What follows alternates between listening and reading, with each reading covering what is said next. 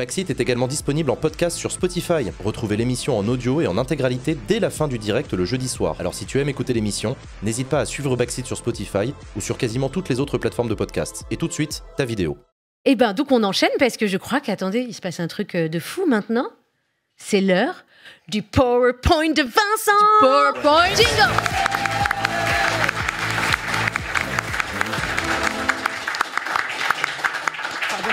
Pardon. Bonsoir. Salut Vincent, comment vas-tu? Bah écoute, ça va, je suis quand même un peu chamboulé parce que d'habitude, toi et moi, on est en coulisses et on se fait pipi dessus. On n'a pas, enfin, chacun de notre côté. Chacun de notre côté. Maintenant, vous savez ce qui se passe dans les coulisses de Backseat. Je pense que c'était important. Voilà. Non mais là, je suis content, je suis très fier de toi. J'ai l'impression de voir, je sais pas, quelqu'un prendre son envol comme ça. Et tout. Vraiment, je suis touché. C'est trop mignon. Ça marche? C'est branché? Je sais pas. Parce que moi, j'ai pas le lore, mais je vois le chat dire ça y est, c'est le challenge technique de la soirée. Ah, c'est vrai, il dit ça. Ouais, parce que je regarde jamais le chat et je ne veux jamais le regarder pendant ma chronique. Ok. Est-ce que on reçoit? Non. Alors, ils disent que non. Super. Bon, pendant ce temps-là, je peux vous dire que malgré tout ce qu'on a dit, vous pouvez quand même nous retrouver sur Instagram et Thread à Backseat Talk Show, backseat.talkshow. Là, ça va être bon, je crois. T'as des problèmes de professeur de SVT. Ouais. J'aimerais n'avoir que des problèmes de professeur de SVT. Mais t'as pas le look du prof de SVT? Est-ce qu'il y a un look de prof de SVT? Oui, il y a un look de prof de SVT. Oui, tout à fait. Ah, ça marche. Ça marche? C'est bon, super. Génial. Vincent, à toi. Merci. Cette semaine, je faisais ma petite veille habituelle sur les réseaux sociaux et je suis tombé sur la une du Time, qui était consacrée au plus influent des influenceurs, donc MrBeast. Et en fait, le titre... Oh non, juste, je l'aime pas, voilà. On va parler du truc avec les carrés, là, et les âges, là. Oui, boîtes, bah, là, j'y viens. Oui, pas vrai. Spoil pas, Jésus. Tu me donnes envie de porter plainte, là, arrête. Oui, vas-y. Vas-y, Vincent, à toi. Et en fait... Non, tu vois, j'avais dit que j'allais râler, mais je râler sur lui aussi. Je savais même pas que j'allais râler sur lui, hein, par contre. Bon, tu râles après. Ouais, tu râles après la Vas-y, je te laisse travailler, Vincent. Merci. En fait, je réalisais que c'est peut-être effectivement la personne la plus regardée au monde. J'ai trouvé ça un peu terrifiant parce que quelques minutes auparavant, j'avais effectivement vu une vidéo qu'il avait republiée sur Twitter pour gratter des vues et de l'argent. Une vidéo au principe assez simple. En gros, enfermer 100 personnes âgées de 1 à 100 ans et voir qui serait capable de tenir le plus longtemps pour gagner peut-être $500 000. Voilà, donc juste le concept. En vidéo, ça donnait ça. On a un petit extrait. Literally everywhere, so we'll be monitoring their every move. And one of the first things I noticed was that the kids had a crazy strategy. My strategy is to make a lot of noise so people don't get any sleep and they really want to get out. And I can't believe it, but it's working. The old people were not having it, and they started leaving right away. Somebody make those girls stop screaming. Somebody help. And even some of the kids got out because of them. He's building up suspense. Did you want the money? Then why did we leave? Honte sur les parents, punaise. 1 an. Donc non, mais je vais pas revenir sur le sujet des enfants placés dans des cages, etc. Je pense qu'on est tous d'accord là-dessus. Oui, ok, on est tous d'accord là-dessus. Mais quand je vois ce genre de vidéo où en gros on nous enferme, mais pour nous offrir de l'argent, je me dis qu'il est un peu quand même paradoxal le MrBeast. Donc ce soir, j'avais envie de poser la question, qu'est-ce qu'il cherche vraiment? Et ma question c'est, MrBeast, est-ce que c'est un ami qui vous veut du bien? Moi j'aime bien l'appeler Monsieur Bête, mais je vais l'appeler MrBeast pour des raisons un petit peu légales, je pense, ce soir.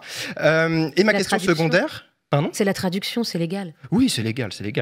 Ma question secondaire, est-ce qu'il a un plan secret pour nous, pauvres mortels, pris au piège de cette saucisse du spectacle définie par Guy Debord et matérialisée par MrBeast?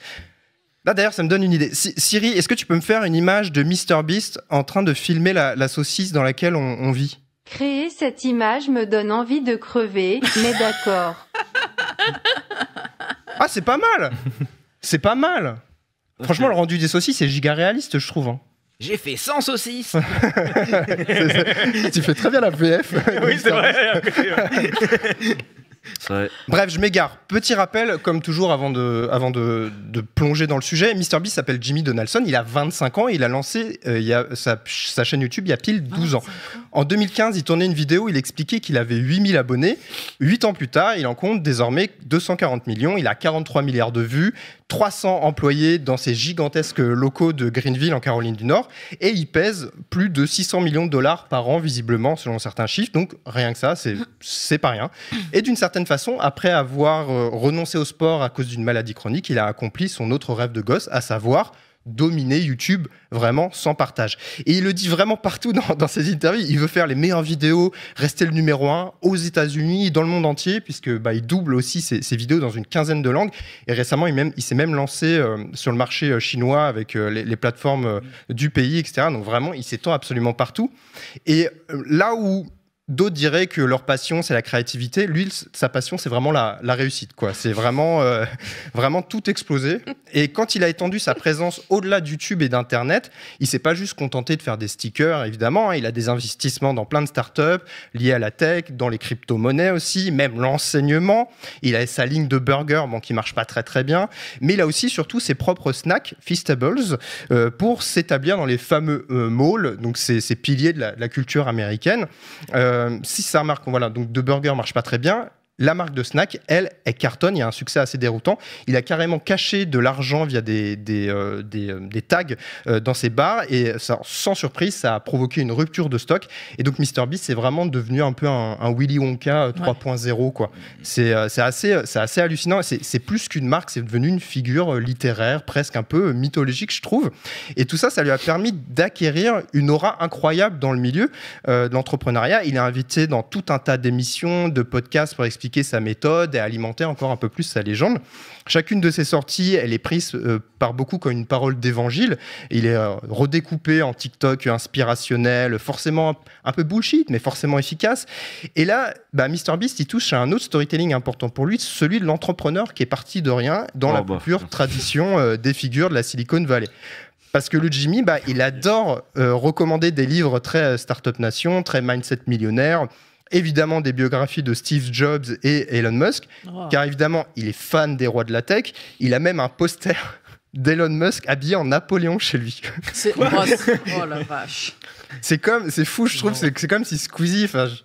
Tiens, j'ai une idée. Siri, fais-moi une image de Squeezie dans sa chambre avec un poster de Bernard Arnault déguisé en Richard Nixon. Non, je ne vais pas faire ça. Faut pas abuser. Tu te fous de ma gueule là. Bon, ok. Est-ce que c'est un fasciste quand même un peu ? Allez. C'est pas à moi de le dire. C'est pas à moi de le dire. Faire un comme ça au débeauté. Tu penses que c'est un fasciste en plus ou pas ? Tu me feras pas plonger avec toi. Bon, d'accord. Chacun son caca. Voilà. Donc bref, je pense que vous l'avez compris, MrBeast, il adore le mythe capitaliste du self-made man, au point de s'en inspirer aussi dans la façon de traiter ses employés. Dans le portrait du Time qui est sorti il y a quelques jours, plusieurs anciens employés dénoncent des conditions de travail dangereuses sur les tournages, une culture d'entreprise toxique, du harcèlement et globalement la peur d'être viré à n'importe quel moment. Parce qu'il faut rappeler aussi que les gens sont logés là-bas, donc il y a ce truc de si tu perds ton emploi, tu perds potentiellement aussi ton logement. Mais c'est pas grave, puisque là-bas, les employés doivent s'appeler les amis d'amis, apparemment. Apparemment, les friends of friends. Je sais pas pourquoi. Et heureusement, là aussi, pour MrBeast, comme ses aînés entrepreneurs, il soigne son image en s'adonnant au sport national des riches aux États-Unis, la philanthropie. Très vite dans sa carrière, MrBeast, il a voulu rendre ce qu'on lui a donné via des fondations comme Beast Philanthropy et des vidéos grandiloquentes où il se positionne un peu en héros au secours des gens abandonnés par l'État. On l'a vu dans sa vidéo où il rend la vue entre guillemets à 1000 personnes. On l'a vu construire 100 puits en Afrique, toujours entre guillemets. Et puis bien pour la photo, on dirait qu'ils sont tous au même endroit, ça n'a aucun intérêt. la miniature des personnes aveugles est terrifiante. Hein. Tu sens que depuis tout à l'heure, il n'arrive pas à réagir. J'ai un pote qui dit souvent on vit vraiment dans la dystopie la plus nulle, quoi. Et vraiment. Hein. Parce qu'il y a une bonne dystopie, vous avez 4 heures. Mais il s'en fiche parce que voilà, lui en fait, ses vidéos elles font assez polémique, notamment en dehors des États-Unis. Mais lui il s'en fiche parce que aux États-Unis la philanthropie c'est très ancré, hein, c'est la culture du give back. Mais même pour des ultra riches comme lui ou ses idoles, c'est aussi un moyen depuis et ça depuis le départ avec Rockefeller et tout, d'optimiser aussi ses revenus tout en s'achetant une bonne image. Donc il n'y a rien vraiment d'original chez MrBeast dans son rapport à la philanthropie. Et pour moi, il y a un tweet qui résume vraiment parfaitement sa posture. C'est-à-dire ce tweet où en gros, il demande à ses fans d'arranger la mise en rayon de ses barres chocolatées gratos. Vraiment, de dire s'il vous plaît, faites ça pour que ça rentre bien, que ça soit joli dans les Walmart et tout. Et 4 jours plus tard, il dit mais je vais donner $10 000 à une association pour vous remercier d'avoir fait ça. Dites-moi, est-ce que vous avez des idées? Voilà, n'hésitez pas, quoi. Je trouve que c'est un move en France. Je pense que, je sais pas, ça passerait pas du tout, quoi. Ouais. Enfin, bref. Non, mais c'est un fasciste, je pense quand même. Ah, allez. Mais là où il se distingue d'un Elon Musk ou d'un Steve Jobs, selon moi, c'est dans ses capacités à convaincre des millions de personnes qu'il est là pour les divertir, les nourrir, les sauver et peut-être même les rendre très riches. J'ai jamais cru que Jeff Bezos allait me rendre riche, et surtout pas avec mes live Twitch. D'ailleurs, chaque dimanche, 18h30, vous pouvez me suivre en live, Vincent d'Internet, n'hésitez pas, abonnez-vous. Voilà. En revanche, je vois un monde où je gagne potentiellement beaucoup d'argent grâce à MrBeast avec l'une de ses vidéos, parce que je suis quelqu'un qui pourrait participer potentiellement, etc. Et c'est très libertarien comme approche, ce discours de dire cette capacité à se présenter comme une alternative au gouvernement pour prendre soin des gens qui ont décidé de croire en lui. Et puis contrairement à ses aînés, pour le coup, il a que 25 ans. Quoi. Ouais, il est très jeune. Hein. Il a déjà fait tout ça à 25 ans. On oublie presque que c'est que le début pour lui. Et pour quelqu'un d'aussi ambitieux, on peut vraiment se demander quelle sera la prochaine étape. Quelle sera la chute? Allez. Il reste assez flou sur ses plans sur le long terme. Il a un projet à 100 millions avec Amazon, mais sans surprise, vous en doutez, il a déjà présenté... Bah oui, mais bien sûr. C'est terrible alors qu'on connaît pas du tout ses opinions politiques. Et qu'on n'a aucun indice jusque-là. Non, il n'y a rien qui laisse présager une quelconque opinion politique. Alors ça peut paraître drôle, hein, mais on a bien rigolé pendant longtemps d'un autre homme d'affaires, maître du divertissement, qui a voulu être président avant lui. Voilà, je vous laisse avec ces petites réflexions, cette image d'un MrBeast à la Maison Blanche. Moi, je pars en mission. Là, Jean, il m'a dit que si je restais enfermé au Sénat pendant 48 heures, il me filerait 50 balles et un pins de l'UMP. Donc voilà, je vous souhaite une bonne soirée. Merci de m'avoir écouté.